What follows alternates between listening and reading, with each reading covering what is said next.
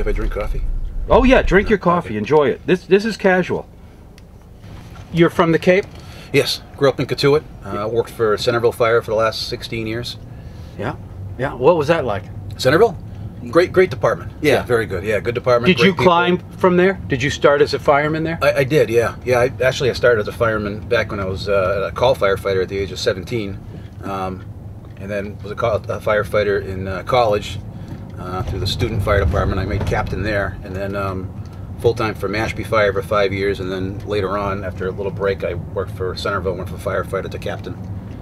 Do you remember the day that you realized you wanted to be a fireman and how old you were?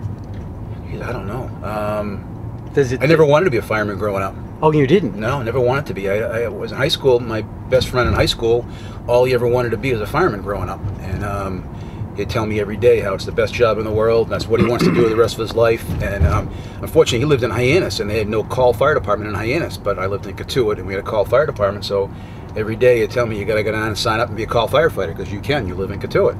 Yeah. And, what were you doing? What was your job then?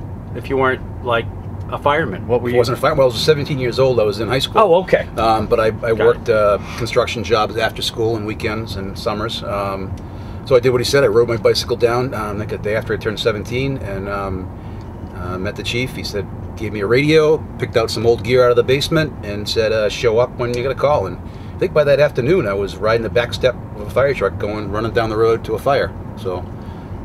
And then you were hooked? I mean, what is it about it that attracted you? I don't know. I guess it took a little bit of time. I think it's the helping people. It's solving problems. Yeah. I like solving problems, fixing things. Yep.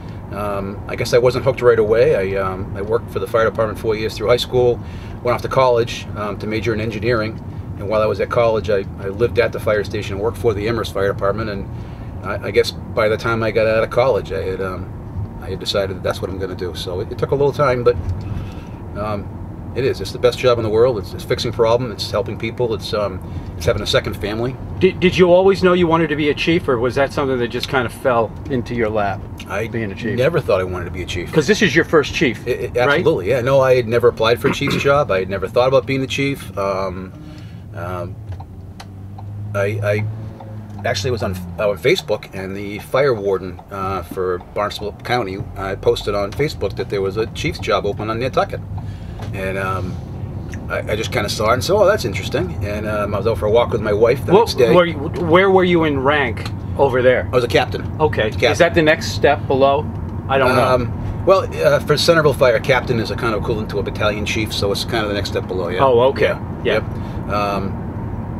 So I was out for a walk with my wife, and I said, hey, you want to move to Nantucket? And she says, sure, let's go. And I'm like, well, really? That's not what I expected you to say.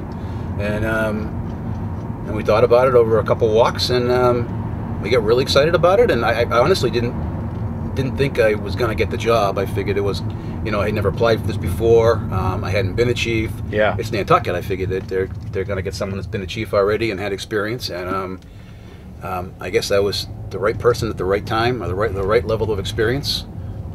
When I grew up in a town similar to this, I've got a marine. Is that background. right? Is it similar to it? Yeah, it's a small town. Everybody knows everybody. It's on the ocean. It's ocean-based. Yeah. I've got my captain's license. I do a lot of. I was in charge of the marine emergency system for COM. Yep. So I guess I was just the right guy with the right skill set at the right time. So I feel very fortunate to be here. What are the challenges been? Here? Since you've been here, I mean, you're brand new as a chief. What are the challenges off the bat for you? Being brand new as a chief is a challenge on top of itself. That's what I'm thinking. I've got a master's in business administration, so I've got some business background, but I hadn't really done that job. And before I got here, I was the guy that was running the calls. I wasn't the guy doing the budgets. So now I'm the guy doing the budgets. The second week I was here, I had to come up with a capital budget for the next 10 years. Okay. So I had to come up with a capital budget when I hadn't been to all my stations yet or seen all my vehicles or met all my people yet. So there's been quite a few challenges. Is that tough? Breaking away from something that you were so used to doing, and it sounds like it had more action to it too, your old position. Yeah, no, I suppose it did. Yeah, I was driving around with lights and siren on a lot more than I do now. Yeah. Now I sit in front of a computer a lot more and plan budgets and go to lots of meetings.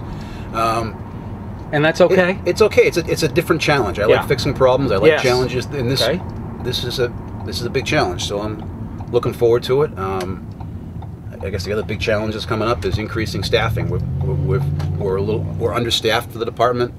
Our level of service. Oh, we are. We are, yeah. We're understaffed. Our park right here for a second, Sure. so we can talk about this place that's coming up. Our firefighters do about 3 times the amount of average calls that most firefighters in the state do in the summer, and about double in the winter. So they do a lot more calls than most firefighters in the state do, which means that the response times to our citizens are a lot longer than they should be. So we're understaffed. We provide a level of service to a basic life support level of service for medicals. Everybody else in the state offers an advanced life support, a paramedic level service. So we're trying to get to that point. we're going to get to that point. We are going to. The town government has been amazingly supportive. It's in the budget for next year. As long as town meeting goes okay and the regular budget gets put through, we'll be putting 4 paramedics on duty next year. We'll be upgrading our ambulances to ALS service. Do you need more room to bring in the people? I mean, we're looking at the police station right now, but when do we actually break ground for the new fire station that's going to be like attached to this? Isn't it going to? It'll be attached to this building, correct. It's going to go in front of the selectmen, I believe, on June 1st to approve a contractor, and we're hoping they're going to break ground end of June, beginning of July. Wow. So not very far So off. could you hire more people now and still have the room over there, or not? We will. We'll make it work. You will, yeah. I mean, we've got to move some offices around, make some room. It's very cramped as it is, but we'll make it work for the next year and a half. Yeah. It's coming right off of here, right? Right off. Yeah. Right it's off going to be parallel to Fairgrounds. It's going to be a beautiful building. It's going to be very similar architecturally to the existing police station. Yeah. It's going to look big. It's going to look big, and the biggest reason for that is the apparatus bay. The place, just to keep the vehicles out of the weather, needs to be fairly large, just to fit the existing vehicles we have. We're not getting lots of extra space for vehicles. We're getting just enough to fit what we have and operate safely. Right.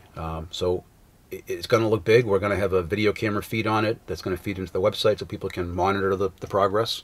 Oh, okay. See how it's going. Yeah. The design is pretty close to finished, and I have to start getting out to some of the community meetings and showing people what to expect, what it's going to look like. And so where will where's the driveway going to be for the big vehicles that come in and out of here? We'll probably be parked right in the middle of the driveway right now.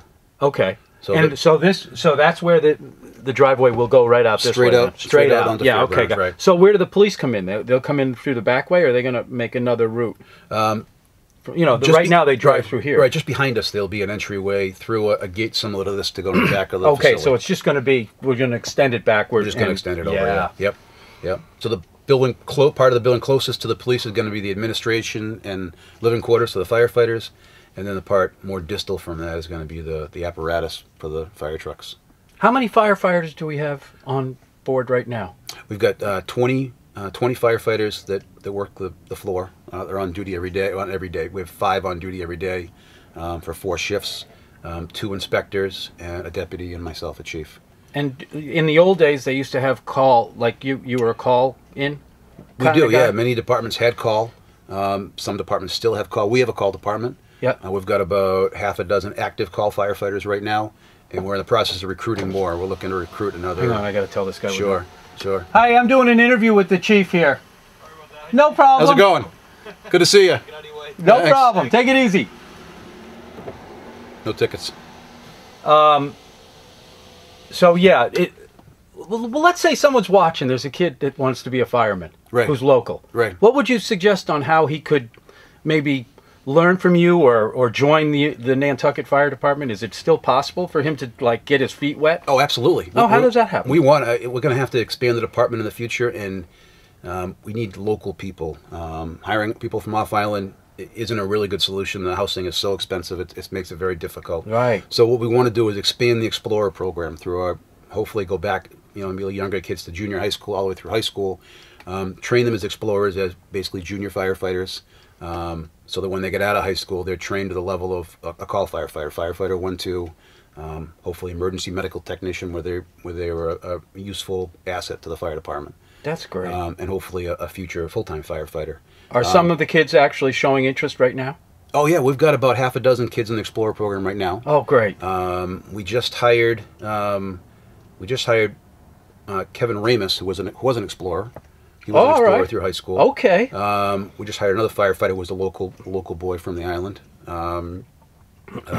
Jordan Seitz. That is is it still a nice job?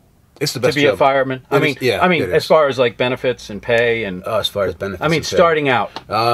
Yeah, we pay a fair salary.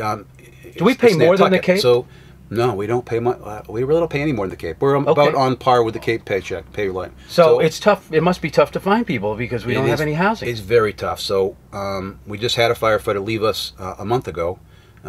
He worked 2 years here, got his training, hired by Concord Fire. So Concord Fire pays more than we pay, and the cost of living off island is a third of what it is here. So he did what he had to do. So that's the reason we need people with a connection or housing on the island. Got it.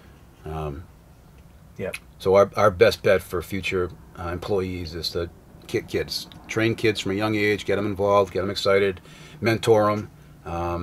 It's a positive thing for them. It's a positive thing for us. Yeah. Okay. Well, that's good. Well, let's take you back. Sure. So, as far as your social life and adjusting here, yes. I imagine you didn't buy a house. Do they actually give you a house to stay in? They didn't give me one. They gave me a house to rent. So they give you a stipend too, a little bit extra for. No, they don't even help you with that. They gave me a reasonable rent. They gave me a very reasonable rent for a town-owned house on Westchester. Do you have a house on the Cape? I do still, yeah. I own a house in Marston's Mills. Okay. Which I've been trying to sell and hasn't sold yet. Okay, well this is a good place for you to sell it. Yes. So what is it? If somebody wants to buy it, they might see this. They might want to buy it. Oh, what is it? Yeah. What kind of house is it? It's a what would you call it? I guess it's a Cape. It's out in the woods in Marston's Mills. Yeah. Price to sell? Price to sell. Yeah, it's price to sell. What are you asking for it? $475. Okay. It's a little over an acre. It's literally out in the woods. It's a 3/4 of a mile dirt driveway through the woods to get to it. All right. Well, you know, I'm going to be over on the Cape a lot this year. Oh, well, maybe it's a place for you. So that might work for you. Well, one step at a time. First, I got to build my channel over there. You know, so that'll be fun. Yeah. And as getting back to how your life is here on Nantucket, what do you think of it? I love it. It's you know, the people have been all right. The people have been wonderful. Yeah. The guys at the station are incredible. The people in the community, town government's been incredibly supportive. But aren't the people on the Cape just as supportive and nice? They are, but it's how is it different here? It's more of a tight-knit family here than it is off island, I think. It's yeah. People like you, they ask and they care. How you doing? How do you like I got to the place? ask you now. For you guys, it's not a problem, but for the police, it would be. Now, if I was a cop and I had a job here, I would find it tough because you're kind of in a, well, I don't want to say a goldfish thing, but you can't get out. It's not like you can live in another town and get away from somebody that you might have had to give a ticket to. No, that's true. Right? Well, that's tougher. But you don't have that problem because I don't give tickets. Firemen are all, you know. People are usually happy to see us come. We put you guys in commercials about heartburn, you know? I mean, that's right. Yeah. I love that ad. People have been wonderful to me, so. That is awesome. What do you like to do when you're not being a chief fireman? What do you do for fun? We've done a lot of hiking around the island.